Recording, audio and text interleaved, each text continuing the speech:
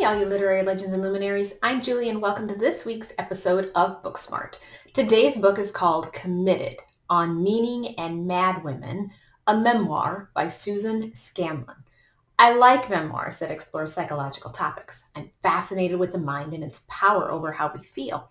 When I was in ninth grade, I wanted to be a psychiatrist that treated multiple personality disorder. And then in 10th grade, I wanted to be a forensic psychologist and assess serial killers. My favorite short story since I read it years ago in high school is The Yellow Wallpaper by Charlotte Perkins Gilman, and it has remained my favorite ever since. And it's based on the rest cure a doctor prescribed to her. For me, the Salem witch trials is one of the most fascinating events in U.S. history, which was blamed on hysteria. And back then, they, the educated male doctors, thought hysteria was caused by a wandering uterus in a woman's body. I could keep talking about this forever, but what I'm getting at is Susan Scanlan's book looks so intriguing, a mix of memoir and research regarding mad women. You should have seen how many of my kitty cat tabs I used as I read this book. These are the ones I've left in. For now, I'm keeping it, which if you've seen Booksmart before, you know I don't keep many books, so it means I really liked it. Ultimately, here's the premise of Scanlan's memoir. In the early 90s, Scanlan stays at a mental hospital for almost 3 years. Her mother died when she was 8, something she never fully dealt with, a traumatic event that obviously left emotional scars. She attempts suicide in college, although she didn't really want to die.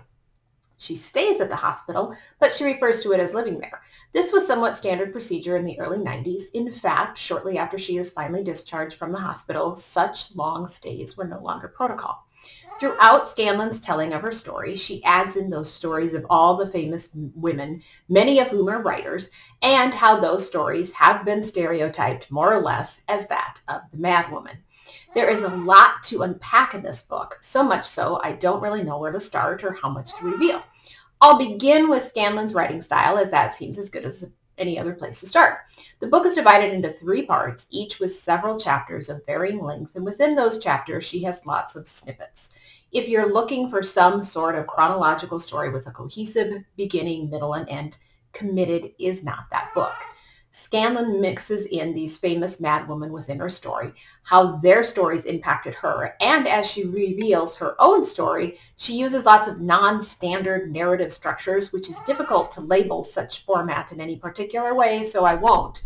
But none of this was confusing as you read it. It didn't irritate me or take me away from her story. She maintained her theme the entire time, unlike Splinters, which I just recently did a Booksmart episode about. At times it read like Pathological, which I also did a Booksmart episode on last summer. Other times it reminded me of Girl Interrupted, which I read years ago. Then other times it felt like I was reading a literary analysis of other women's work, but it was never textbooky or pompous or verbose. I found it lovely the way the story was put together. The question you might wonder is what led Scanlan to stay at a psychiatric institute for such a long time. It is a bit confusing. She was originally diagnosed with schizophrenia at one point, which I have no idea how that was possible. Then after a psychoanalysis, she is prescribed analysis 4 times a week for her hysteria. Even she knew as an early college student that hysteria was not a legitimate diagnosis. In her words, she says, "I had lonely, I had sad." Scanlan admits to having an eating disorder, although she doesn't develop it in the story in a traditional sense. While I would have liked to have learned more about that part of her life, her structure doesn't lend itself to such a story arc. Plus, one of Scanlan's overarching themes is that we are not our diagnoses. We are more than that. Our identity is not reliant upon the label of our mental illness. But she stayed at the hospital as long as she did because that's how it was. She needed psychodynamic therapy for days and months and years, according to her doctors. She became institutionalized and learned how to act mentally ill. She learned what to say to ever-rotating doctors and what they were searching for. But here's how she describes the concept of crazy at the beginning of her storytelling.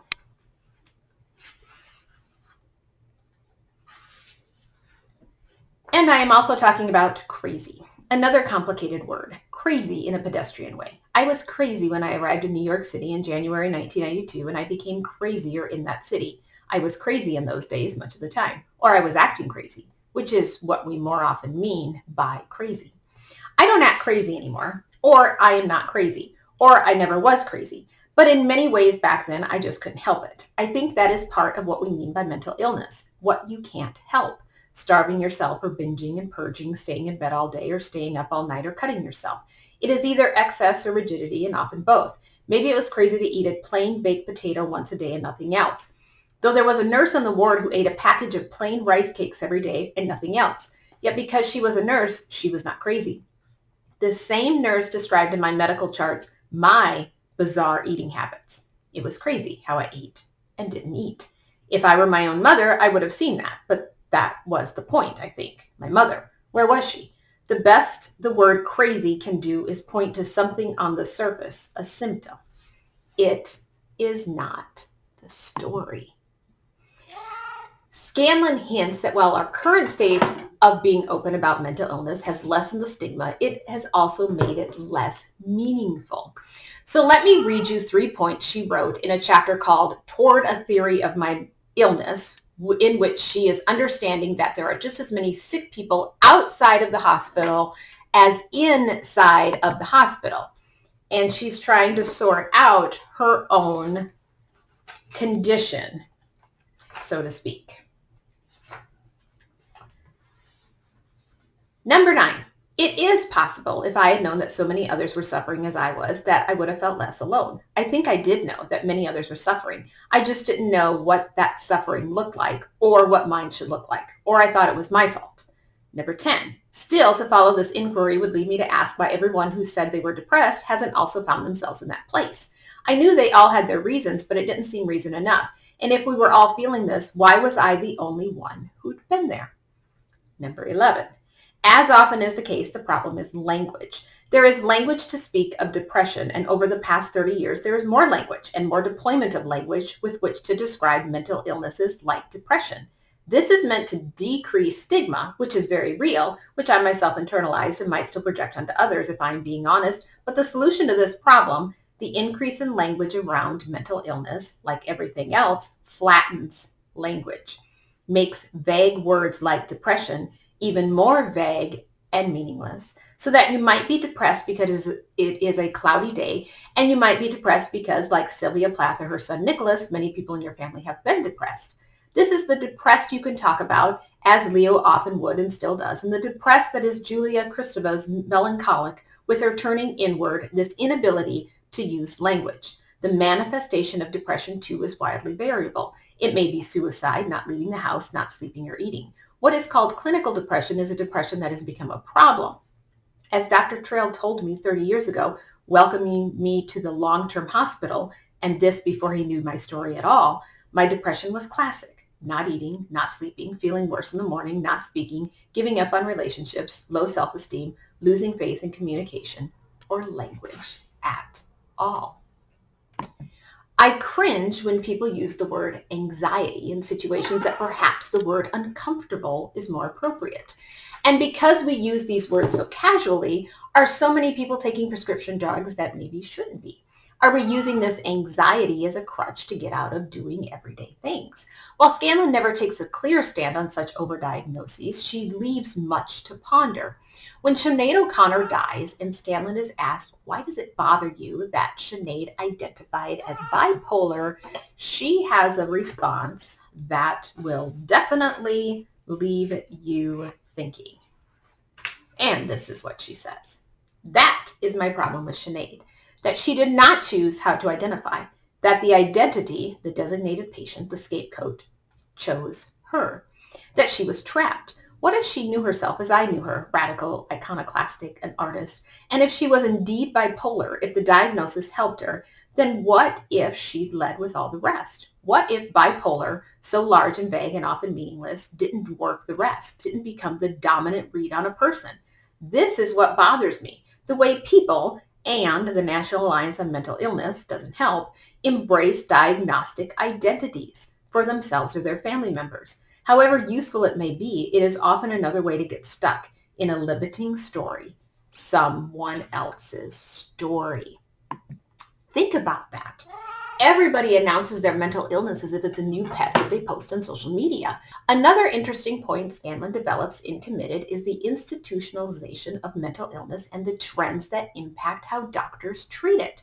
She brings up Sybil, which I have to give a shout out to one of my favorite books ever, Sybil Exposed, which reveals that Sybil was all a hoax. You've got to read this book.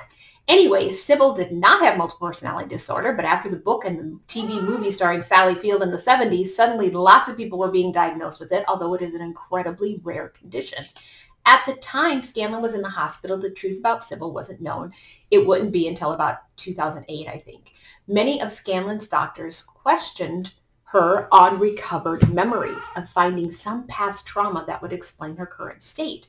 She wrote, "It scares me now to imagine what would have happened had I said yes, had I created a fantasy trauma to please the doctors."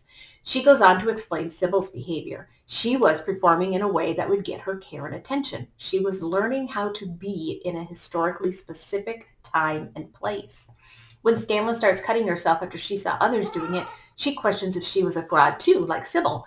But that question would miss the point. She wrote, "There were things we could do and learn how to do these things, and the context made it meaningful." Although Scanlan writes from the context of her hospital stay, apply this idea to social media. It's absolutely fascinating as well as utterly terrifying. While my mom didn't die until I was 33 years old, I understand the profound loss, the tragic mother-daughter severing that Scanlan writes about. Scanlan requests her medical records. One of the things written was of her complaints about her mother, trivial mother-daughter things. Scanlan draws an interesting conclusion on why these trivial things came up as they did and what she makes of it.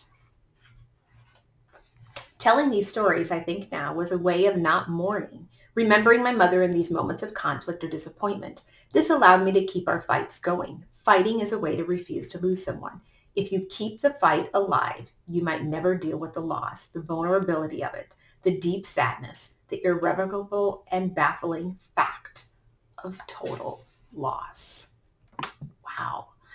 Just think about that. Apply that to any kind of loss in your life.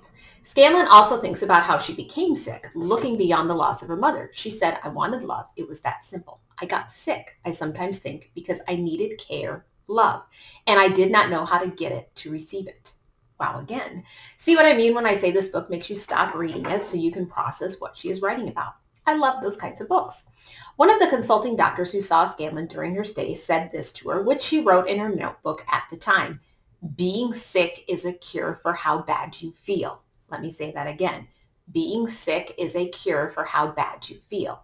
Here's how Scanlan discusses such a find. She says, "The line is the most accurate and incisive I found from those years. I wrote it down. I recognized the truth in it. What I could do with that truth, I don't know. Nothing, probably. I was performing. Dr. Tomlinson was right. That was why I wrote the line there, because this doctor saw through the performance."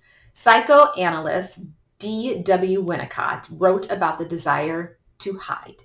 Winnicott identifies the child developing a private self, one he can't communicate, and yet his hope to be magically understood. Adam Phillips calls this a sophisticated game of hide and seek, in which it is a joy to be hidden, but disaster not to be found. That stuck with me too. Perhaps there's a universal message in such a blunt observation. Remember that Scanlan's stay happened in the early 90s. That same doctor was quoted in a published article that Scanlan said she shouldn't be reading as it wasn't meant for people like her. Psychiatric drugs have now become the new way to treat mental illness, that the Freudian method of curing such illnesses through talk is not the way to go anymore, and this started in the 90s. Her doctor, the one who said that being sick is a cure for how bad you feel, is quoted as saying that he wished the drug companies weren't there as part of the hospital. Let me read you the rest. And this is incredibly fascinating for how we now treat and address mental illness. He becomes the voice of reason, the resistance to market forces. "How could I know the doctors who treated us were having lunch just a few floors down with representatives from pharmaceutical companies?" The article suggests that Tomlinson and the other residents are eventually swayed by pharmaceutical companies when it comes to treating patients. I should not be reading this. There is an intended audience, but I am not part of it. It is the audience of the New York Times, and apparently they are not mental patients. Not long after this revolution, mental patients became consumers. That neoliberal move. You too can buy your mental health care. And that means buying drugs exactly like the ones shilled here. Not long after, the marketing moved directly to the patients through ubiquitous magazine and television advertising. Patients began, as they still do, to ask doctors for medications by name. That last part brought me back because I remember when I first started seeing prescription drugs advertised on TV. It was weird and uncomfortable and just really strange, especially when one of the first ones I remember was for restless leg syndrome, wondering what in the world that was. Nearing the end of her stay, Scanlan received some profound advice from one of her nurses. And I think we have all experienced that interaction with a nurse who is just as wise, maybe even wiser than the doctor. The nurse says, "You have to make therapy work for you, you know." "I guess so." "No, really," she said. 80% of therapy, if not more, is you, the patient. Stop focusing on these doctors so much. They don't have anything to give you. You don't need a perfect doctor. They're human, flawed like the rest of us. You have to figure it out for yourself." I nodded, surprised by her candor. "You have to tell your own story. And if you don't, they will tell it for you. Not just the doctors, but your family too." Wow. Now the question is, are we relying on prescription drugs to tell our story? Once Scanlan has aged and returns to therapy, she also writes about the reaction of these new young psychiatrists/psychologists who seem to have no understanding of the history of mental health care as they bluntly question why she was in the hospital for as long as she was. And you have to remember, even if you're Gen Z, that the 1990s weren't all that long ago. It's not like we're talking about the Salem witch trials in the 1690s. So what does that say about our understanding of mental health? Will we cringe in another 20 years when we look back on how we currently treat mental illness? Scanlan also addresses the privileged white woman with mental illness trope as well, as she is, and her book is, in that category. I get it, and I know why she brings up the topic, but at times I feel like she's apologizing for it, which she shouldn't be, because it's her story, and that should not lessen her story or the experience she is relaying to her reader. There is so much packed into the book, and at the same time, it's beautifully written. What's even better is that Scanlan is not preaching anything to us. She's not choosing sides. She isn't arguing from any extremist viewpoint. She is recounting her story, her reading of the literature, and letting her readers do with it what they may. This is one of those books that if I wait a couple of weeks and read it again, I will probably find even more pages to mark with my kitty cat tabs, more ideas that will blow me away and that will leave me thinking, stuff that is completely applicable to the here and now. If you struggle with mental illness, if you know someone who struggles with mental illness, you must read this book. Anyone who's in the mental health field needs to read this book. If you are a lover of literature, Committed is also a fascinating look at how literature applies to how we look at mental illness and how we can use it to interpret societal ideals and expectations and the universal nature of something like mental illness. Here's one more powerful paragraph that deserves a second read to chew on that profound idea that Scanlan is perhaps wanting her readers to consider, which is how I'm going to end this episode. And it's a doozy. "I like to think my mom would have told me the truth. It's stupid to follow the rules of the church. No sex before marriage, no birth control, no masturbation, and stupid to follow the rules of a doctor like the one at the Institute for Psychoanalysis. She would have tempered the weight of it all, allowed for some perspective. It offers a structure for life, she may have said, but it is not life." Thanks for watching. As always, my goal at Booksmart is to get a little bit smarter, one book at a time.